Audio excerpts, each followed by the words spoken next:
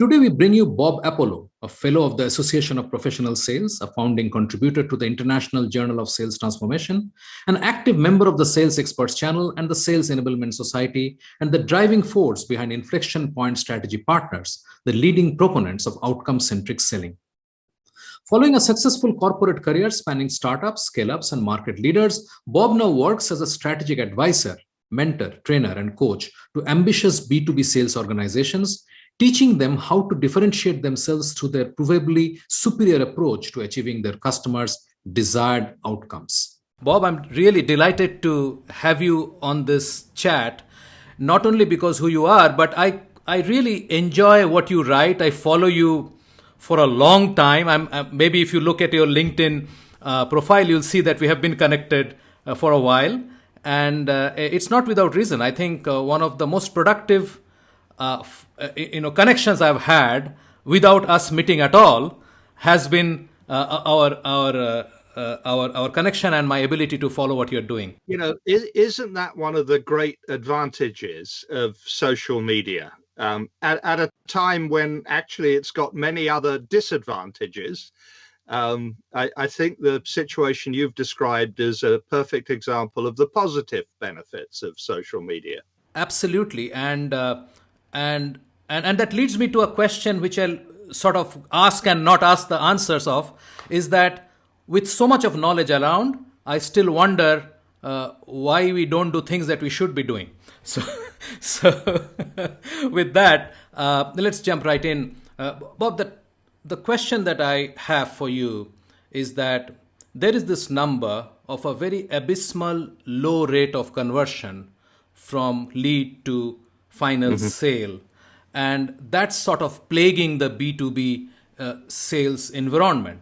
I know we don't agree on the number, and I'll ask for your number, but there is no debating of the fact that something is definitely wrong with the way we are selling business to business. I think that's true. I think we can have an educated discussion about the number. I will tell you that I actually have a general problem with statistics like that, because they're only ever averages. They very rarely explain the context. True. Behind the measurement. It's a bit like the classic statistic that the Challenger sale quoted several years ago, that customers, according to however they'd measured it, 7% of the way through a buying cycle before they wanted to talk to a salesperson. And of course, the truth of the matter is there's a sliding scale. If I'm a customer with a very clearly defined sense of what I want to buy, I'll probably defer wanting to talk to a salesperson. But if I'm a customer on an unfamiliar buying journey, maybe it's the first time I've tried to purchase something like this or to solve this sort of problem, I'm probably more inclined to want to engage with a salesperson early. So my answer to most statistical quotations is it depends. You have to understand the context. Yes. However, I think what supports... Yes, again, the debate is not about this 5% or 7 or 12. No. The fact is that the buyer 20 years back used to rely on the salesperson for most of his information, because the salesperson was going around, he was meeting similar companies, he was looking at problems and so on. So the salesperson was always having the better part of the information asymmetry that existed then. But because of the internet, like so many other things, the disintermediation that internet has brought in actually has shifted that information asymmetry in favor of the buyer. And the buyer truly has a lot more access to information that a single salesperson will ever have. So that, I guess, sort of puts that in a context. As to why, I mean, again, the number, I agree with you. I mean, we are not fixated on that. So what, according to you, is really plaguing the lack of outcomes in B2B sales? I mean, just to quote one more, related point, is that you see how many salespeople are not making their quota. That should have some correlation to what we started off with, the conversion.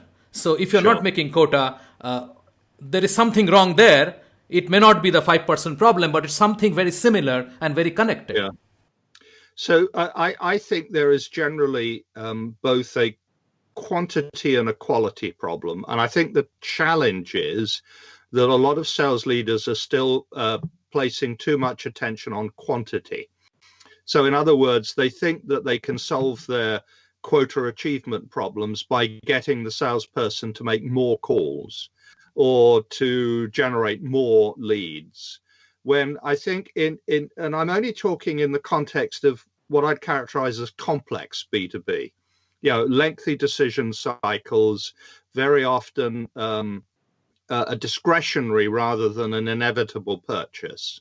And I think it would be much better for sales leaders to place more focus than I see being placed in some places on the quality of every step of the process.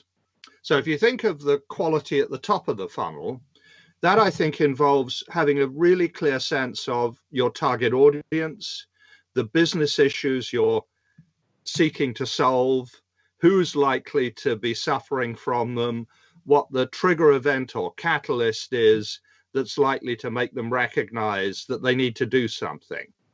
So I think if you are intelligent in your thinking at the top of the funnel, you'll generate maybe fewer, whether you label them leads or inquiries or what have you, but you'll be generating better. And because you're generating connections with customers that are more likely to be predisposed to find a solution, you're going to have a better quality process and a more efficient process. So that's the top of the funnel challenge. By the way, I agree with your assertion that 20 years ago, the salesperson was the fount of all knowledge or a lot of knowledge. Yes. And I think the role of the salesperson has changed. I'm very much in line with what Gartner have written recently about the role of the salesperson as a sense maker, somebody who can interpret all of that information, who can filter it, who can help the customer navigate their way through what might be an overwhelming amount of information. But it's not just product information, it's also business acumen, the shared experience of other similar customers, and so on. Let's accept that most companies are in commoditized businesses. They're selling something which is pretty similar to five other people selling them, right? So to get an enduring differentiation is very, very difficult, because if all the salespeople of, say, a commodity X, which is sold by five companies, and all five have done the quality lead search and have engaged in discussion, but all bringing in the same kind of expertise, so to say, of analyzing data and presenting, that sort of boils down to what then? Well, yeah. And let me firstly sort of characterize my experience, because I self-select companies that tend to be in a more differentiatable environment. So I can't talk honestly with great authority about B2B companies who have what might appear to be a completely undifferentiated offering. The examples might be raw materials, Yeah. energy. But I believe that even in that environment, it is possible to differentiate not based on product functionality or claiming that you have a better product, or you might compete on price, of course, but that requires very little salesmanship. True. I think even then there are vendors in that space who've been able to position that they have a different approach. So maybe they wrap expertise, maybe they wrap services, maybe they wrap knowledge about the application of what appears to be a commodity to the customer's environment.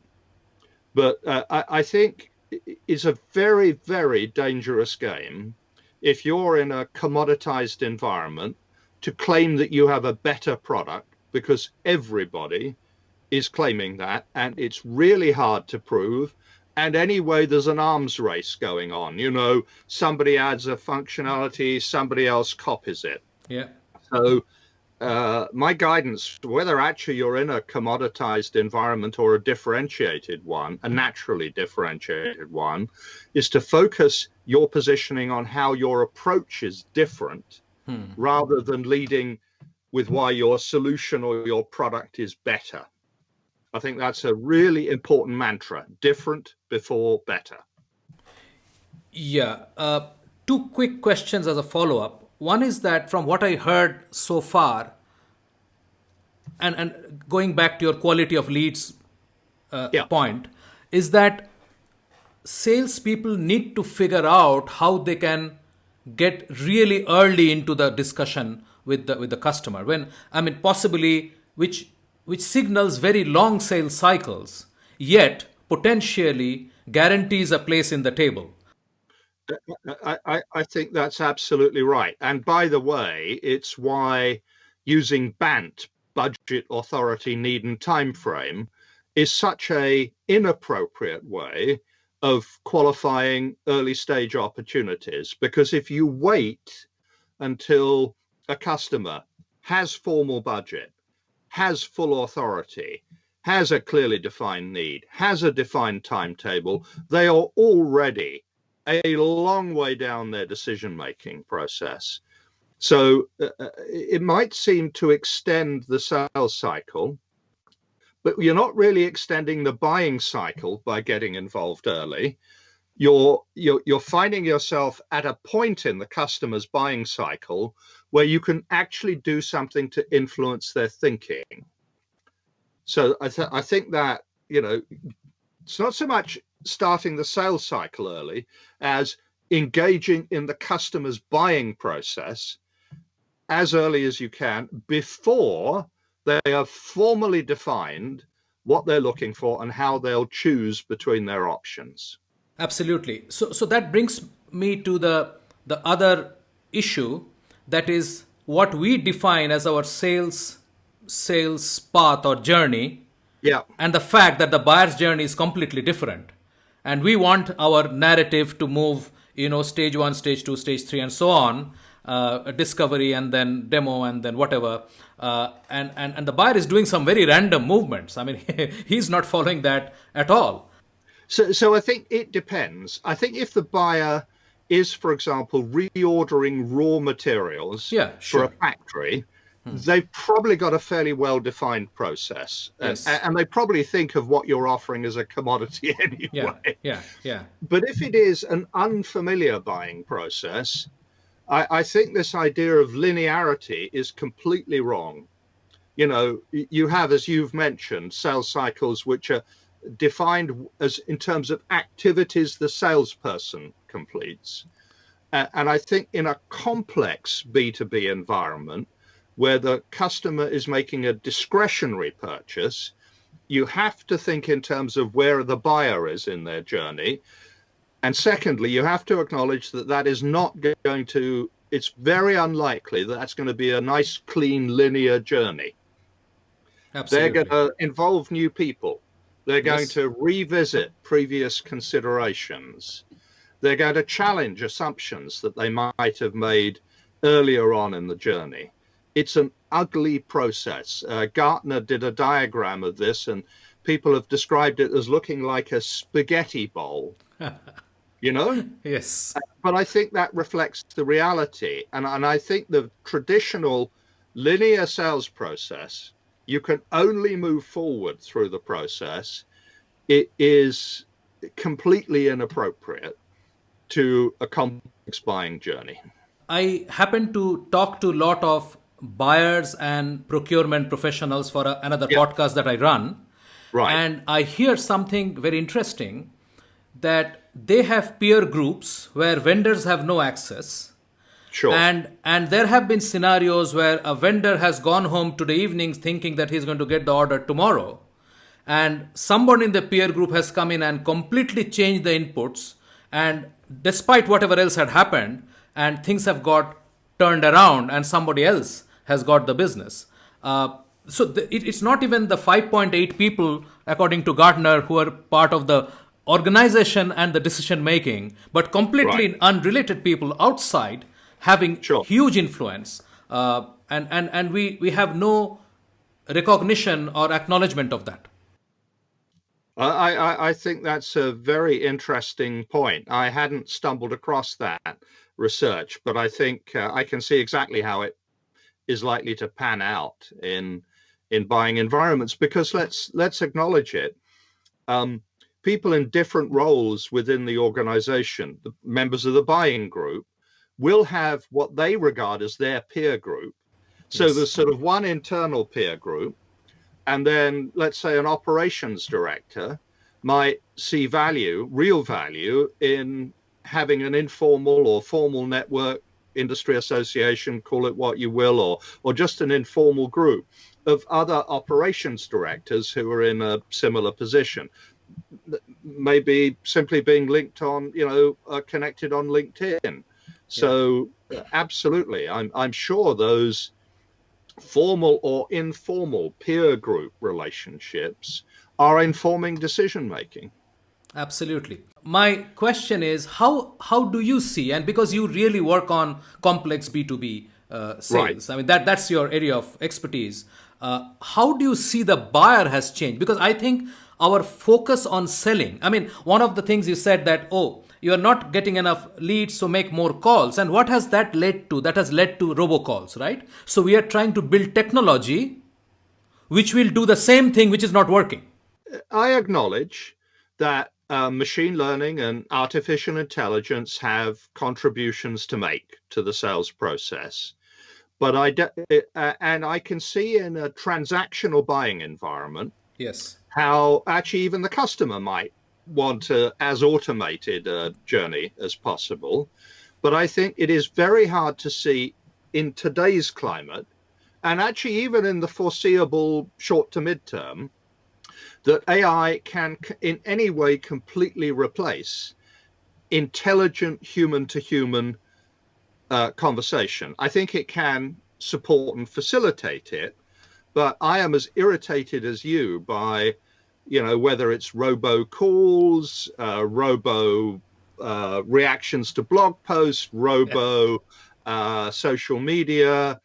I think buyers find that sort of, I think it's both thoughtless and disrespectful Yes. to try and communicate with a serious buyer in that trivial automated way. You've got a human being, yes, but they're behaving like a robot. Absolutely. They're following a script. Absolutely. We take building trust very lightly. We think that you connect with someone, send him two nice messages, and you have built trust. And I really am, I'm really am concerned about the fact that I hear from founders like me who say tracking of buyers interaction with collaterals and materials, and they're tracking their mail without permission and without declaring that you are getting tracked is okay. Yet we say go and build trust, because trust is the foundation of doing a transaction. I think trust is an undervalued commodity. It's the sort of thing that people talk about wanting to achieve and don't do it always particularly effectively. But I will say to you that in my experience, today's and tomorrow's most effective salespeople are very sensitive and aware of this, and they actually do an excellent job of building trust, because it's actually based on a mutual respect with the Absolutely. customer Yes. and not behaving like an automaton. True. True. From your vantage point, and the vast experience and the number of deals and number of companies you have seen up close, how do you characterize the change in the buyer and the buying process? Well, firstly, I think the individual buyers have become a lot less tolerant of a salesperson that's only capable of spouting company and product statistics. They expect to get personal value from every interaction, and effectively a good salesman earns the right to continue the conversation Yes. if the customer believes that they've learned something valuable from their interaction with them. So, I think they've become increasingly intolerant of, qualification calls where it's all one way, where the salesperson's asking a series of questions that are, apparently useful to them, but not particularly stimulating or thought provoking or insight generating for the customer. So again, I'm only talking about complex discretionary environments, but I think buyers have certainly become increasingly intolerant of just being a walking, talking product. They can get that information anywhere.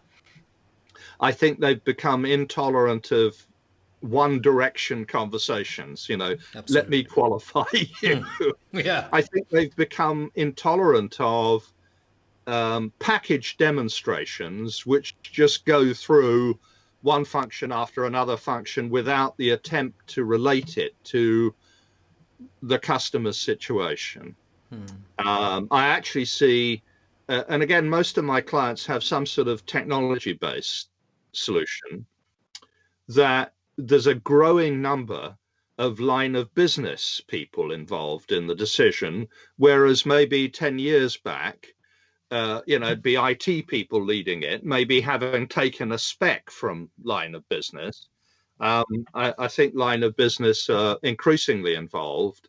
What else? I see the old days where, people wrote sales books about selling to the C-level, as if you sold to the chief exec, they'd just make the decision and it would happen. Well, there have been so many examples of a top-down imposed decision that hasn't been embraced by the organization buying the solution, that there's a consensus making in decision making now. Absolutely. There's a whole raft of important changes. To pull again a piece of Gartner Now Challenger research, when we think we've got a champion who's supportive of our solution, we need to judge whether they're a good internal salesman, Yeah. not just for our solution, but actually for the project itself. Because what happens in a complex environment is you might think that your competition are other similar vendors, and that's probably true at the start of the buying journey.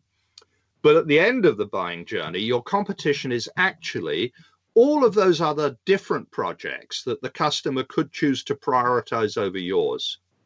Very true. Very true. And being there close, and I mean that's where all the elements of trust and being early, all of those basically gets threaded into the end outcome. Absolutely. And I think the smart salespeople now realize they're not just selling their solution or their company. They're actually helping the customer answer 4 critical questions.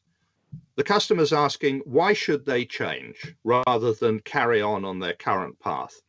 The customer's asking, why should I choose you rather than any of the other options available to me, including do nothing?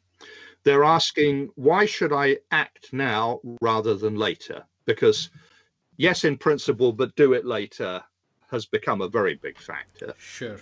I think the 4th question that the customer's asking is, so who within my organization will benefit from this change and how? And I think the really good salespeople are mastering the art of helping the customer answer those questions. And the less effective salespeople, I see it in when I look at the exact summary of proposals, concentrate almost exclusively on why buy from us. And they don't help the customer sell the project internally. Why change? They don't help the customer sell urgency. Why now? and they don't help the customer build a consensus within the rest of their organization who else will benefit. And I Absolutely. think, I think this is going to be already actually is a really key distinguishing factor between the salespeople who are most effective today and will be in the future, and the, let's say, older fashioned, old school, even if they're young salespeople, they might behave in a rather old school way, who are, the customers are just increasingly not accepting that sort of traditional style of salesmanship. Again, I think it might apply in transactional environments, but if you're trying to sell change to the customer, the standards required of a salesperson to do that effectively have grown incrementally over time. Absolutely. I mean, I think the industrial era was we figured out how to manufacture a lot, and then we went out and tried to figure out how to sell those. Doesn't matter to whom and at what price, and so on. This is a very different environment. It calls for a change of lens. You are not no longer looking through the selling lens, but you have to look through the buying lens and figure out how the path is. And honestly, it requires a change in sales leadership. So, the discussion isn't just about the qualities of the individual salesperson. Yes, It's yes, about management. It's about investing time in coaching, proper coaching, not just reviews, coaching. It's about not pursuing stupid metrics like holding the salesperson to, you've got to have 3 times pipeline coverage, even if a bunch of that pipeline is just never going to close. And as sales leaders, you've got to create an environment where your salespeople behave with intelligence and thoughtfulness rather than, they're just pursuing those pure activity-based targets. Good sales leaders focus on quality of outcome and not just volume of activity. Two other things are linked to this very behavioral pattern. That is, one is quota, the other is incentivized compensation. Sure. And both, the three things. One is the volume of activity is linked to your quota and your incentivized pay structure. I think all these have to be questioned now because they don't fit into this era at all.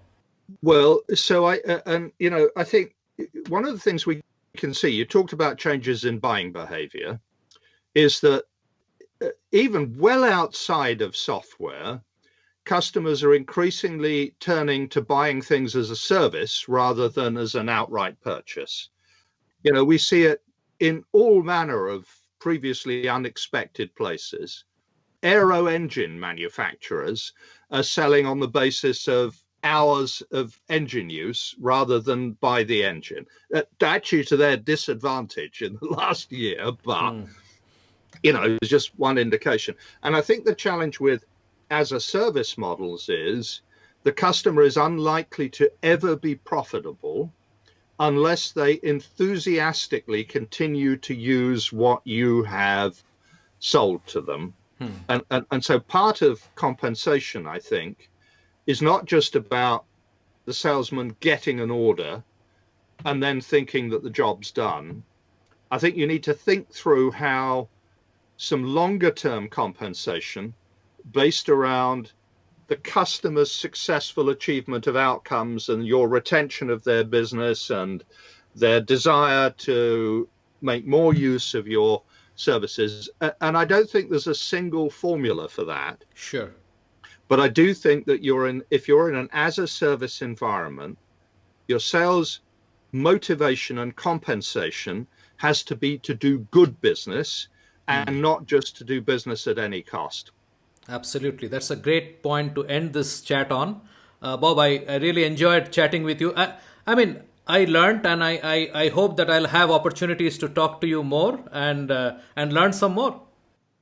Well, thank you for the opportunity. I've also enjoyed the conversation very much. Thank you.